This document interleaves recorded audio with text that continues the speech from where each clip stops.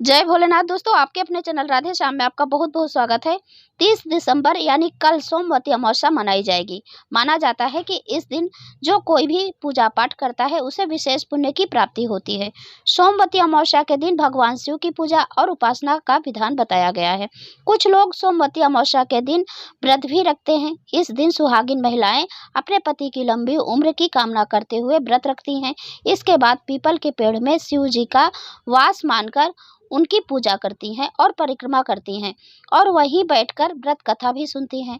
तो चलिए आज की वीडियो में हम सोमवती अमावस्या की कथा सुनते हैं, यानी कहानी सोना धोबिन की। तो कथा इस प्रकार है। एक गरीब ब्राह्मण परिवार था। उस परिवार में पति पत्नी के अलावा एक पुत्री भी थी।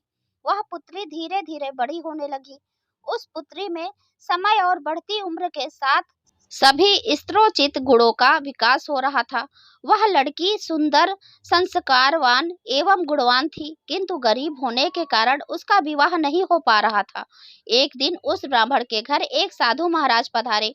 वो उस कन्या के सेवा भाव से काफी प्रसन्न हुए। कन्या को लंबी आयु का आशीर्वाद देते हुए साधु ने कहा, इस कन्या के हथेली में विवाह योग्य रेखा नहीं है। तब ब्राह्मण दंपत्ति ने साधु से उपाय पूछा कि कन्या ऐसा क्या करे कि उसके हाथ में विवाह योग बन जाए। साधु ने कुछ देर विचार करने के बाद अपनी अंतर्दृष्टि से ध्यान करके बताया कि कुछ दूरी पर एक गांव में सोना नाम की धोबिन जाति की एक महिला अपने बेटे और बहू के साथ रहती है, जो बहुत ही आचार विचार और संस्कार संपन्न तथा पतिपरायण है। यदि यह कन्या उसकी सेवा करे और वह महिला इसकी शादी में अपने मांग का सिंदूर लगा दे, उसके बाद इस कन्या का विवाह हो तो इस कन्या का वैधव्य योग मिट सकता है। साधु ने यह भी बताया कि वह महिला कहीं आती जाती नहीं है। यह बात सुनकर ब्राह्मणी ने अपनी बेटी से धोबिन की सेवा करने की बात कही। फिर अगले दिन कन्या प्रातः काल ही उठकर सोना धोबिन के घर जाकर साफ सफाई और अन्य सारे काम करके घर वापस आ जाती है। एक दिन सोना धोबिन अपनी बहू से पूछती है कि तुम तो सुबह ही उठकर सारे काम कर लेती हो और पता भी नहीं चलता। बहू ने कहा, माँ जी, मैंने तो सोचा कि आप ही सुबह उठकर सारे काम खुद ही खत्म कर लेती हैं। मैं तो देर से उठती हूँ।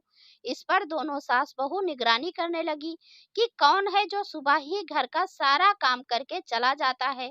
कई दिनों के बाद धोबिन ने देखा कि एक कन्या मुंह अंधेरे में छुपाकर घर में आती है और सारे काम करने के बाद चली जाती है।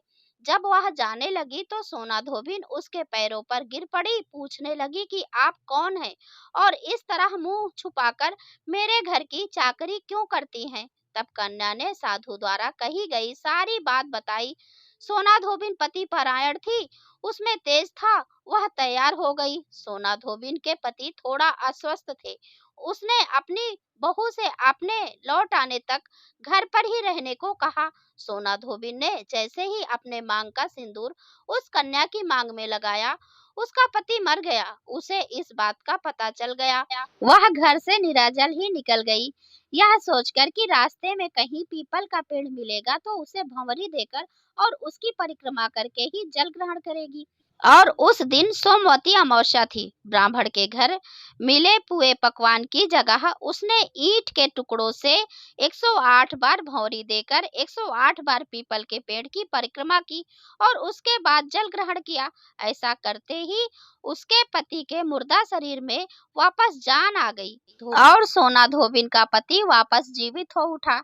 इसलिए सोमवती अमावस्या के दिन से शुरू करके हर अमावस्या को करती हैं, या फिर जो महिलाएं हर अमावस्या को न कर सके वह सोमवार को पड़ने वाली अमावस्या के दिन 108 वस्तुओं की भंवरी देकर सोना धोबिन और गौरी गणेश का पूजन करती हैं, उन्हें अखंड सौभाग्य की प्राप्ति होती है। ऐसी प्रचलित परंपरा है कि पहली सोमवती अमावस्या के दिन धान, पान, हल्दी, सिंदूर और सुपारी की भंवरी दी जाती है।